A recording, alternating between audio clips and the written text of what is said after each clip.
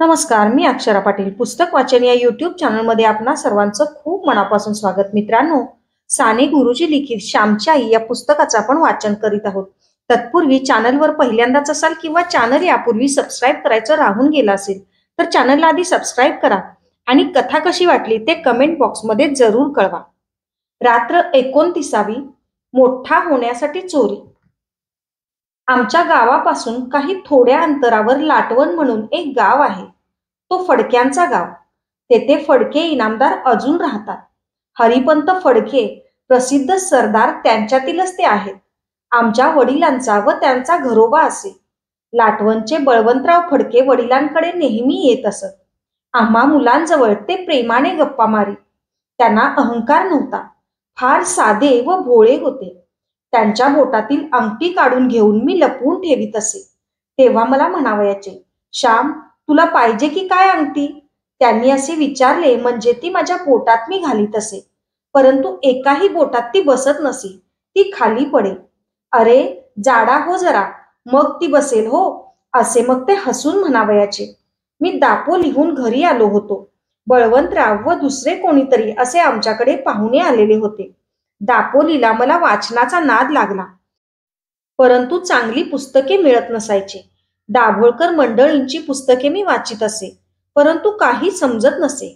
स्पेन्सरचे चरित्र मी वाचलेले थोडे मला आठवते.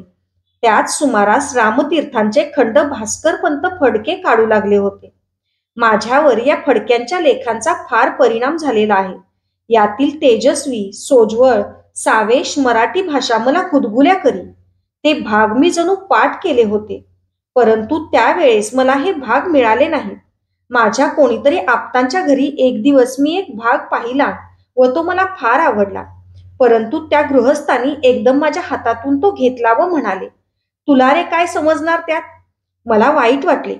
त्यांच्यापेक्षा मला तो जास्त भाग समजला असता, कारण मी सहृदय होतो.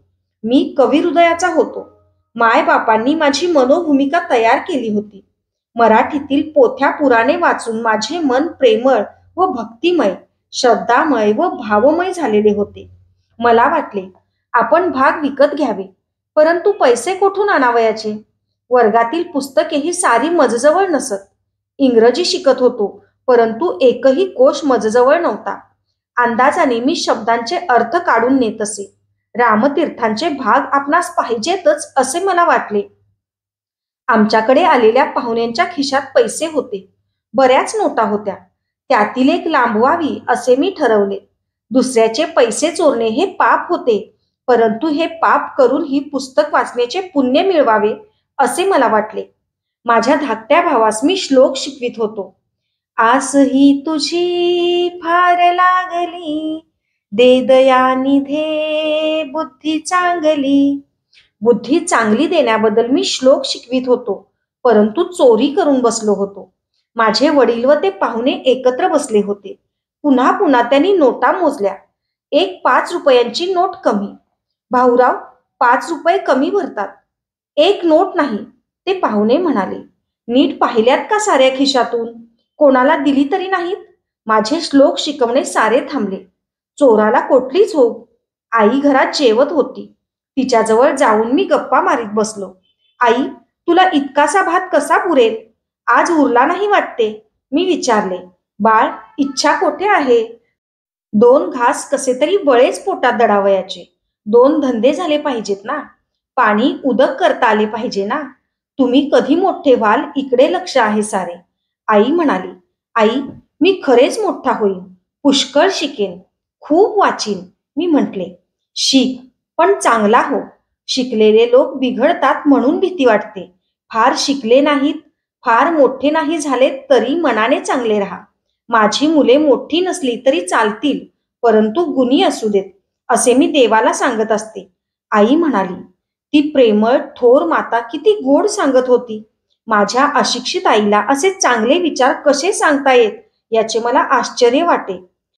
महम्मदाला लोक म्हणत, तू देवाचा पैगंबर असशील तर चमत्कार करून दाखव. तेव्हा महम्मद म्हणाला, साऱ्या सृष्टीत चमत्कार आहेत, मी आणखी कशाला करू? समुद्रावरून तुमच्या लहान लहान नावा वाऱ्याने जातात. हा काय चमत्कार नाही? त्या अफाट सागराच्या वक्षस्थलावर निर्भयपणे त्या नाचतात, डोलतात. हा चमत्कार नाही का? रानात चरावयास गेलेली मुकी घरे तुमच्या घरी प्रेमाने परत येतात. हा चमत्कार नाहीत का? वाळवंटात झुळझुळ झरे दिसावे, वाळवंटात मधुर अशी खजुराची झाडे असावी, हे चमत्कार नाहीत का? असे सांगत शेवटी मोहम्मद म्हणाला, माझ्यासारख्या एका अडाण्याच्या तोंडातून तो कुराण वदवितो. हा चमत्कार नाही का? मित्रांनो, माझ्या आईच्या मुखातून तो कुराणच बोलवीत होता. कुराण म्हणजे पिळवटून निघालेले उद्गार. आई सुद्धा कळकळीनेच मला सांगत होती. हृदय पिळवटून निघालेलेच ते शब्द होते. हृदय गाभाऱ्यातील जी पवित्र शंकराची पिंडी, तिचाच तो ध्वनी होता. तिचे बोलणे माझी श्रुती स्मृती होती. मोठा नाही झालास तरी गुणी हो, थोर शब्द. ते ऐकत असतानाच माझ्या हृदयात मला विंचू डसत होते, साप दंश करीत होते. मित्रांनो, इंग्लंडात ट्युडर राजे झाले. त्यांच्या कारकिर्दीत जिकडे तिकडे गुप्त पोलीस असत. एका इतिहासकाराने असे लिहिले आहे की त्यावेळेस प्रत्येक कुशीखाली विंचू होते. कोठेही विश्वासाने डोके ठेवावयास त्या राज्यात जागा नव्हती. हृदयाच्या राज्यात सुद्धा विंचू आहेत. ते तुम्हास झोपू देत नाहीत. सारखे तुमच्या पाठीमागून येत असतात. कोठे पाताळात गेलात, मेलात तरी ते गुप्त दूत आहेतच. सद्विवेक बुद्धीची टोचणी ती सदैव आहेच आहे. घरात तर कोणी आले नाही. चमत्कारच म्हणावयाचा. वडील म्हणाले, श्यामला वगैरे विचारा, कोणी मुलगा वगैरे आला होता का? वाईट असतात काही मुले. अलीकडे मुलांना वाईट सवयी लागत आहेत. लहानपणीच विडी व विडा यांशिवाय त्यांचे चालत नाही. श्याम, अरे श्याम, बळवंतरावांनी हाक मारली. मी गेलो. काय? मी विचारले. बळवंतराव म्हणाले, श्याम, तुझा कोणी मित्र वगैरे आला होता रे? एक नोट नाहीशी झाली आहे. मी म्हटले, नाही बोवा, मीच आज बाहेर खेळावयास गेलो होतो. संध्याकाळी आलो. कोणी आले नव्हते.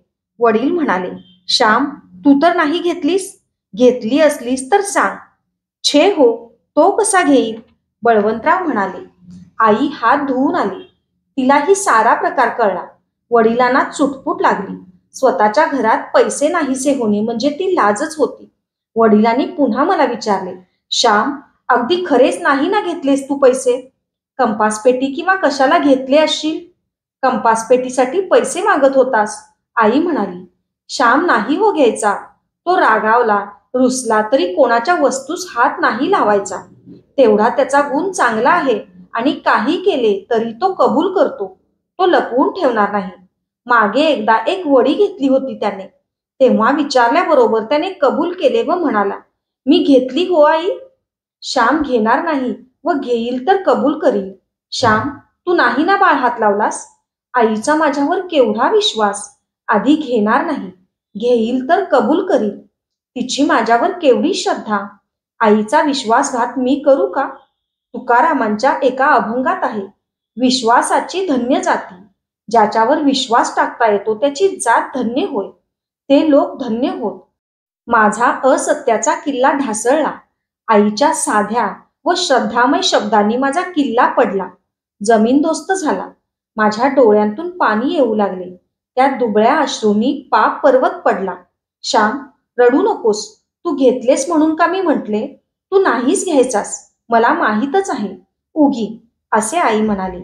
आईच्या शब्दांनी मी अधिकच विरघळलो. मी एकदम आईच्या जवळ गेलो व केविलवाने रडत आईला म्हटले, आई, तुझ्या श्यामनेच ती नोट घेतली आहे. ही घे नोट. आई, आई, माझ्याने बोलवे ना. आईला वाईट वाटले. माझा मुलगा घेणार नाही. केवढा तिचा विश्वास. स्वतःच्या मुलाबद्दल तिला जो अहंकार होता, अभिमान होता, तो गेला. परंतु सर्व गेला नाही. देवाने तिची अभ्रू राखली. घेणार नाही, परंतु घेईल तर कबूल करील. तिचा मुलगा सर्वस्वी कसोटीस उतरला नाही, परंतु अर्ध्या कसोटीस तरी उतरला. श्याम, पुन्हा नको हो हात लावू. हाच पहिला व शेवटचा हात लावलास हो. तू कबूल केलेस, चांगले झाले. उगी, आईने माझी समजूत घातली. बळवंतरावांनी माझे कौतुक केले. त्यांनी मला 1 रुपया दिला, परंतु तोही मी आईजवळ दिला. श्याम, तू का रे घेतले होतेस ते पैसे? आईने विचारले. आई, मोठा होण्यासाठी. पुस्तके वाचून मोठा होण्यासाठी. मी म्हटले, अरे, पण पहिलीच्या पुस्तकात चोरी कधी करू नये असे वाचलेस ते तर अजून शिकला नाहीस, मग आणखी दुसरी पुस्तके कशाला? माझी आई बोलली, परंतु ते बोलणे फार खोल होते. गड्यांनो, पतंजलीच्या भाष्यात म्हणे असे वाक्य आहे, एक शब्द सम्यक ज्ञातः स्वर्गे लोके कामदुःखवती. एकच शब्द, परंतु जर त्याचे नीट ज्ञान झाले असेल तर मनुष्याला मोक्ष मिळतो. सम्यक ज्ञान, नीट समजलेला, वाचलेला नव्हे, तर घोकलेला नव्हे, तर समजलेला. जे खरोखर समजले ते आपण अनुभवात आणतो, आचरणात आणतो. लहान मूल कंदिलाला धरू पाहते, कंदिलाची काच तापलेली असते, आई लेकराला दूर करते, पुन्हा ते कंदिलाजवळच जाते. शेवटी आई म्हणते, लाव, हात लाव. ते लहान मूल हात लावते, हाताला चटका बसतो, पुन्हा ते मूल काच धरीत नाही. ते ज्ञान पक्के झाले. सॉक्रेटिस म्हणूनच ज्ञानाला सद्गुण म्हणतो. संस्कृतमध्येही परमज्ञानाला अनुभूती हा शब्द लावतात. अनुभूती म्हणजे अनुभव. जे जीवनात अनुभवतो तेच ज्ञान. चोरी करू नये हे वाक्य मी वाचले होते, परंतु शिकलो नव्हतो. सत्य, दया, प्रेम, अहिंसा, ब्रह्मचर्य, लहान शब्द आपण पटकन ते उच्चारतो, परंतु त्यांची अनुभूती व्हावयास शेकडो जन्मही पुरणार नाहीत. धन्यवाद. अशाच नवनवीन आणि विविध विषयांवरच्या कथा, कविता आणि पुस्तकांसाठी पुस्तक वाचन बाय अक्षरा पाटील हे चॅनल सबस्क्राईब करा आणि कथा कशी वाटली ते कमेंट बॉक्समध्ये जरूर कळवा. थँक्यू.